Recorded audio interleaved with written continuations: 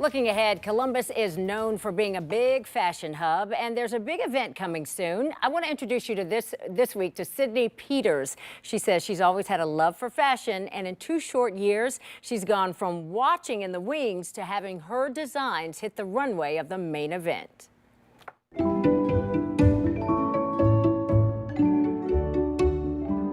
I've always wanted to do fashion. I've known this since I was a little girl. I'd always sketch and draw these little fairy people with different outfits. I always remember looking back at old pictures, my mom would put me in the cutest, craziest outfits. So style has always been a huge part of my life.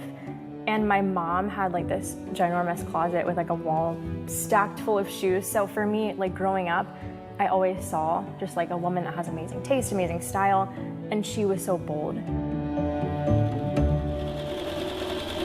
My more recent collection is really inspired by nature and flowers and gardens. But a lot of what I do too is really heavily inspired by travel. I love taking pictures of just textures, sand on the beach, architecture. I love to travel and explore different cultures as well, because that's where I draw a lot of my inspiration from. So it's really everything. Wherever I'm at in the current moment, I can literally get inspired by a leaf on the ground. So it really just depends on the day. So I did Fashion Week last year, but it was a smaller show. I did the Passport to Fashion show, and that was a really good way to dip my toes in the water, kind of experience. That was my first ever runway show. So I had never done anything like that before, so it was huge to just do that. But this year to come back and do the high tea fashion show at the Joseph, first of all, this means a lot to me because a lot of people don't know this, but I used to work at the Joseph a couple of years ago, so I was a bartender there. I was working 2 years ago during the high tea fashion show. And I just remember telling everyone that I was working with at the Joseph, I'm gonna be in that show one day, mark my words, because I want to do it. I wasn't a designer then, but in 2 short years, here I am actually in the show. So for me, it's a full circle moment of not only being fully in Fashion Week this year with one of the main shows, but also just following through on my own promises to myself.